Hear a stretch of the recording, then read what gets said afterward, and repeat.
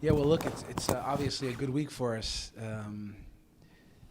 for a lot of reasons. 9 points. Obviously, winning at home is always a plus. So 2 out of the 3 we're at home, and on 2 more things. One, we concede only 1 goal in the 3 games, which is something we've addressed and tried to tighten up. So a big credit to the team. Not just to the back line, but we've asked a lot of the back line. Hard look after the break, and then we like that we continue to attack. Whatever it is, 38 goals on the year. It's a big number, and we've tried to get better in ways. We're still a work in progress, I promise you, but we're trying to learn. Learn from games that the information games give us. The Dallas game at home, we're winning, but we go into a shell. We got 2-1 today, and we kept attacking, trying to get the structure right behind the ball, but continue to attack. We know that that's our football. That's what's the entertaining stuff for our fans, and it was nice that they give the fans 4 goals tonight. Braden Nurse with the Denver Post. Calvin with the brace, obviously, tonight. Just what have you seen from him the past couple weeks in training that ultimately led you to start him tonight, and what did you think of his performance with the goals, but also other than the goals? Look, Calvin he's got a bunch of little goal contributions this year, and understanding what the night could look like against Montreal. We knew that'd be in a lower block and 5 in the back. It looked like 3 in the back at times, and some space on the flanks. Coming into the match, we wanted to have fresh legs, but continue the momentum from the other games. So this is always tricky for, I think, a coaching staff and ultimately the manager, because how many changes do you make? Do you ride the momentum, and then who do you call upon? Because there's a few names you could do it. So the hunch was to go with Calvin, that he was hungry. He's been training well. He's come into games and looks strong. And again, I know all of the moments this year so far that he is goal dangerous. So, what I'm most happy with him is that he's both sides of the ball. He's meeting the demands. He comes back defensively. He understands the roles, and that's what I tell him. Not to worry too much about the goals. Just commit physically as much as you can, meet the demands defensively, and the goals will come. So I'm really happy that he gets rewarded. Chris, Matt Pollard, Burgundy Wave. Not to take away from everything from tonight, but some things are bigger than soccer. I'm sure you saw Moise played in Copa America on Thursday, and then afterwards were subjected to racial abuse on social media. How have you and the team reacted to that? What communication have you and the team had with Moise since Thursday night? Thank you. Yeah, it's such a shame, to be honest. Like it hurts seeing it from afar. Our club is like the no tolerance for this, where we stand strong against this type of behavior. And Porig has spoken to Moise. I've spoken to Moise. All the coaches, the team, our fans tonight were supportive of Moise. He knows that he's supported and he's loved over here, and that we understand this is still a reality in the world. And unfortunately, that anyone who's on the end of it, this is just really disgraceful. So the best part for Moise is that he's such a he's so well put together. No, but it's one of his strengths, his character and his self-belief, and how he says, I'm past it. Of course he's still human, and we know this, but the Colorado Rapids, Porig, our club, all of us are behind him. Yeah. Hi, Chris. Keith Richards, Team MBS Media. Looking at the big picture, I know you don't like to probably look at it this way as a coach when there's still a lot of season to play, but the team currently sits 4th in the Western Conference live table. More wins, more points, more goals than all of last season. What is it about this team that just continues to drive them forward? Is it just how badly last season ended? Is it just general hungriness, or what continues to propel this team to keep reaching newer heights? Listen, we don't really talk too much about last season. A lot of those guys were there, and it was when the losing comes and injuries, it just gets when stress comes to a team, it's hard sometimes to get out of it. In a league where the margins are so thin. So no, listen, there's no knock on last year at all. What we've tried to do is just reset it. That it goes in waves. Not too long ago, the Rapids were really, really good, in 21. So we've tried to just get back to the standards, get back to who we were, and it is an opportunity to add, the freshness in terms of style of play, some new faces, a new coach that can just bring something a little bit different here. And now, from day one, when I met all of you, it was always going to be about the team first, and we're going to attack. That's just what I said in my first press conference, and this is what I think is helping our team play front foot football, go after teams, have a way of playing, and when we say let's get on the same page, what is that page? So we have a reference point which we can talk about at halftime or with different opponents, and we have principles of play. But most importantly, I promise you, I've been around probably for better, not for worse, but for some different teams around the world. The biggest asset and the biggest characters and the strength of this team is the togetherness that we have. The team first mentality and culture. Everything becomes possible. Tactics, strategies, style of play, the whole bit. So this is what makes my job a lot of fun. I have an attentive audience in that locker room all the time, an incredible group of young men. And I think this gives a coach a chance when the roster's been cleaned up in many ways a little bit. And now we just go after every single game and stick together through the little ups and downs. Pat Radigan, Footy at 5280. I don't want to nitpick any of the goals that you guys have had. It's not that I'm downgrading any of those, but just the different ways you guys have scored have come off set pieces. You guys have scored in transition, different moments, and you've had some games where you've gone a man up and you've used that for your benefit. But tonight, to have Georgie make that ball in the run of play, a through ball, make it out of nothing. In the second half, simple passes, find an open man for finish at the far post. I mean, those are basically tactical goals that you draw up from day one. How important is it to get some of those from the run of play and to generate those kind of chances from your system and show, hey, it doesn't matter, we can score on you from any aspect of the game? Yeah, listen, I think I can make a case for if we've scored 38, that 38, nothing's been lucky. We talk a lot about, and I'm not going to go into it too much, but we hope that externally teams think that we get lucky, that it's just altitude. I've heard different managers talk about this after games. So the better that's better for us. We talk a lot about forcing coincidence. We talk a lot. We know that most games are lost, not won. If Bill Belichick if his philosophy is right, he's got a lot of these rings that. If most games are lost, not won, well, what does that mean for us? Can we be a team that forces mistakes? We did it again tonight. On that goal where Calvin jumps, we force a mistake, we win the ball, Georgie threw ball.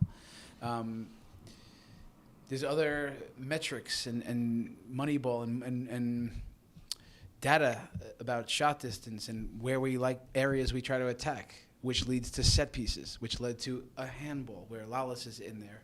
So none of this is really accidental in all this. Of course, there's little moments where it pops up. Okay, we take that. But it is nice to, if you ask the players which goals they like, those are the ones, right? Out of the good football, the extra pass at the end there.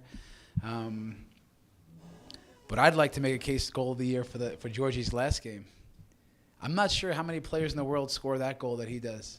I talked to him a lot about Odegaard and these little similarities between him and young and talented, and he's a guy that Georgie and me talk about a lot. But like when Berkey has the ball and throws it out, and Georgie's got a side eye and picks it off, and on the second touch, a left foot finish, like it's a really good goal.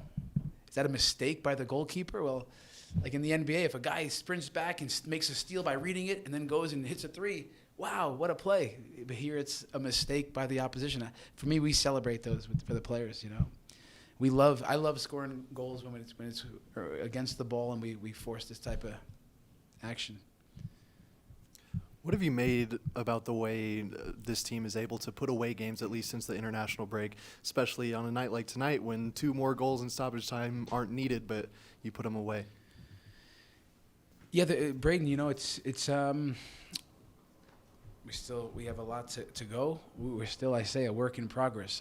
I know this for sure. We're still maturing. We are a young team, but part of the maturing or maturation process is how do you manage leads, right? Early in the year we're having to come back in games. Miami, Portland, we're coming from behind and just trying to get back in it. But holding on to leads and adding to leads. One of the teams we referenced at the beginning of the year in preseason was Leverkusen. Who would have known they went on to the season they did? But they're a team that when they get the second, they oftentimes get the third. When they get the third, they oftentimes get the fourth. So this idea of staying on the front foot, not just falling back and taking pressure. We did it in St. Louis, where some of it is what we work on in training, and some of it's just the coaching staff and myself saying, "Come on, let's make some subs." We're bringing in St. Louis, because they make 3 subs at one time, whoever, Yappy, Johnny, I'm not sure who it was, but so there's a lot of little things that go into that, but I think it's a signal or a sign of growth in our team, managing leads and adding to them. Coach, Georgie now has, I think it's 16 goal contributions in 14 matches. I think it's 17. 17. Don't sell him short. Don't sell him short. He'll come after you. I don't want that. But arguably a little bit of a slow start for him, and then it seems like he's just caught fire. If you had to nail down just one quality of what is most important to him or about him for this team, what would that be? Well, listen, for us, he was doing all the right things early on. Training well, getting adjusted to the team, style of play, different demands. Should we play him on the outside? Should we play 4-2-3-1? We thought it was the right thing to do, keep him in the middle of things. You can see now he's just, as he's getting sharper, which helps other guys get sharper. Guys around him are getting sharper, which helps Georgie. We've talked about this. Can guys find him more? Can we help him get into certain spaces? Fitness levels. He's, would most people know that he covers one of the highest ground in the league. It's just incredible for a playmaker. Of course, will he ever catch Cole Bassett? He doesn't stop running. But we have a few guys that really cover that, big distances. But listen, everyone, for Georgie, in life, I'm an older guy now. I'm almost 52, but he's a relatively young guy with a lot coming at him. Imagine how he's feeling when he comes to the club. Biggest signing in the history, right? He wants to lead the league in assists, big demands for himself. His wife is pregnant. His mom was going through a little bit of some stuff, with he can talk about that, but she was not always feeling the best, and for a young guy, that's a lot. And coming to a new city and a new team, big demands. So it's just sometimes just getting used to it and acclimated and just getting comfortable. He's so well respected in that locker room. He's really comfortable. And we've seen the quality all along. The bosses brought him here because they saw the talent. So, yeah, he is still heating up. The best is yet to come for him.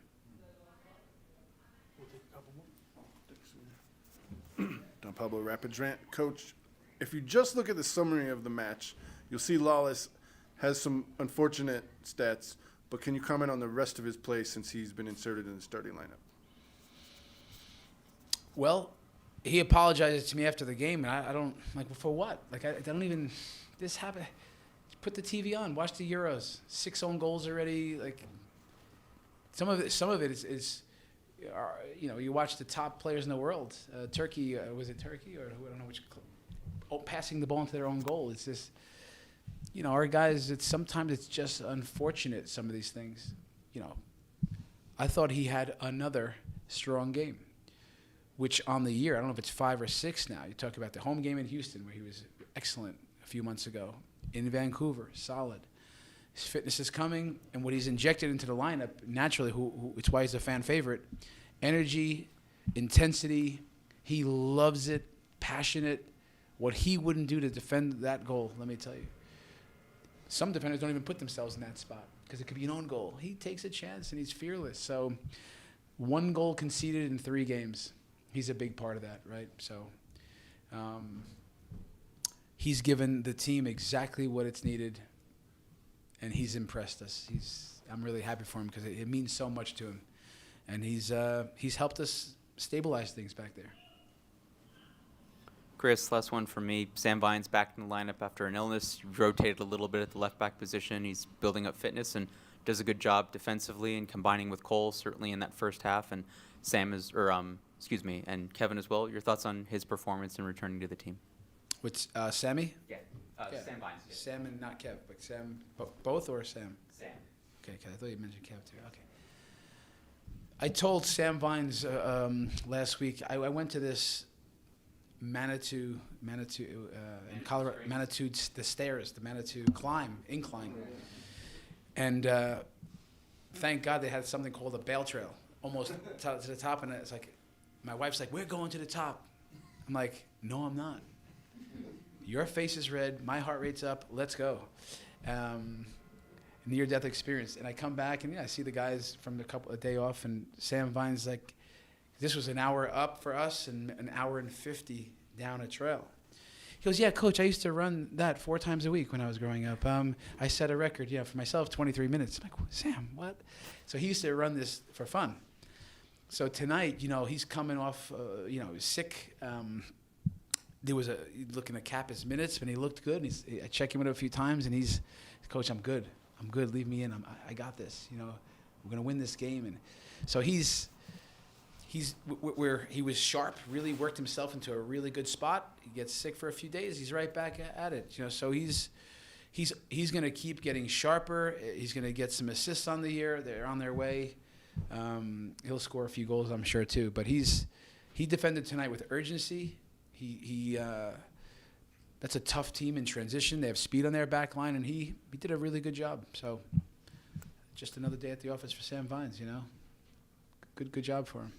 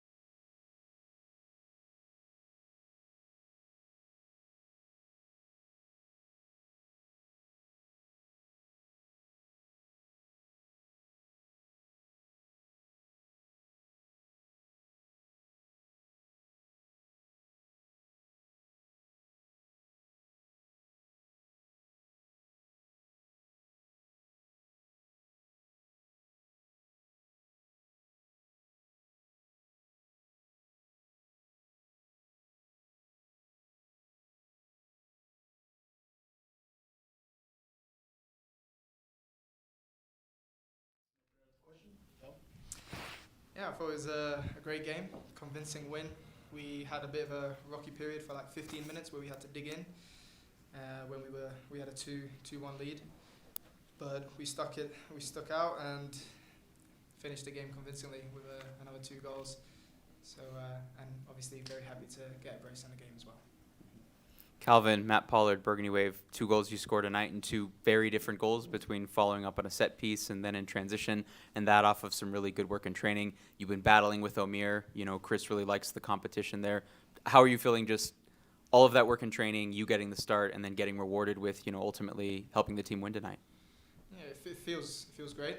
You know, there's competition all over the pitch, and I think a really strong attribute of the team is the depth and the competition. Like we see Lalas come into the team, and he's been tremendous at the back line, and it's shown in the results with getting clean sheets. And other players as well have been stepping up and showing, just like Georgie. The weight of the pass for me today was made it easy for me to run onto. So I think everyone, there's been competition all over the pitch, and for me, I enjoy the competition, and I'm happy to also get the brace tonight.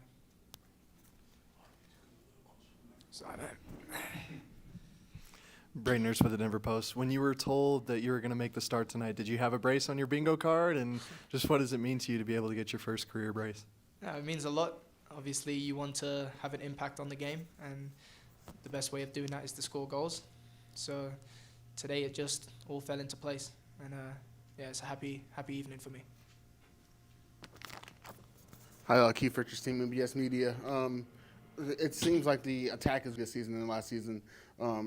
What is it like for you as a winger when you have some people like Rafael Navajo and Georgi Mihalovic that are able to give you such good balls in the attacking 18?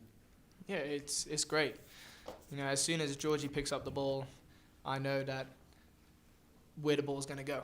I know it's going to go like perfect weight, perfect speed to where I'm positioned. It happened in the last game against St. Louis as well, where he's picked it up towards the end of the game, and I just knew I could just take off and the ball would come. So playing with the quality of players that we have, it makes life a lot easier and more enjoyable as a forward. Calvin, great game tonight, and obviously, only 1 goal scored against us in the last 3 games. What kind of confidence does a 9-point week do for, tackling your next opponent, LAFC, who just finished a game 6-2? Yeah, it gives confidence, but we also know that we just go straight back to work when we come back to training. I think as soon as we slip, whether it's if that 5% or 10%, we're just not the same team. And when we're all pressing and all together, the results come, and it shows in our performance tonight. Hey, Calvin. So some unfortunate happenings with Moise over at Copa America recently. Have you had an opportunity to talk to Moise, or what would your message be to him in a time like this? Yeah, I mean it happens in football as much as we don't want to see it. I've had that happen to me as well a couple of times, but I reached out to him and made sure that he's all good. But I know the kind of person that he is. He's a strong individual, and I'm sure he'll be all right. Calvin, Chris mentioned that, the coaching staff doesn't really like to talk about last year. Hello, Miller Moth. What's either for the team as a whole or for you, what's different about last year? I felt like last year was a real arc between waiting for your moment, getting that goal in New England, and that being really cathartic for you, and building on that. Does it feel like you're building on it, or is this a total reset? Do you think about 2023 at all? When you ask that, do you mean as a team or for me personally? Let's start with you as an individual. As an individual, I mean, I always want to improve upon the previous year. So that's always in the back of my mind. I want to contribute more. And towards the last half of the season, I was able to, get more minutes in the team. But, I mean, I think the hardship from last year has added to the character of the team for this year. So I think we all know how difficult it is to win games in this league. Mm-hmm. And I think we're all very grateful of that. And the way that we show that is through our hard work. So I think that's been the main feeling in the group this year when looking back to the last year. Obviously, there were a lot of things for the team to work on, at least going into the international break. But what was your kind of contribution to that? What have you been working on since the start of that break, and what have you kind of made of that process since then? Yeah, I think a big thing that Chris has spoke to me about is the defensive side of the game. And he told me today before the game that the defensive actions will lead to goals. And today that happened. I pressed and the centre-back hits a long ball under pressure. We win it, we go, and I got the goal. So I think that the defensive part of the game is something that he's harped on to me about, making sure that I'm continuing to press. And he promised that that would lead to goals, and he wasn't wrong.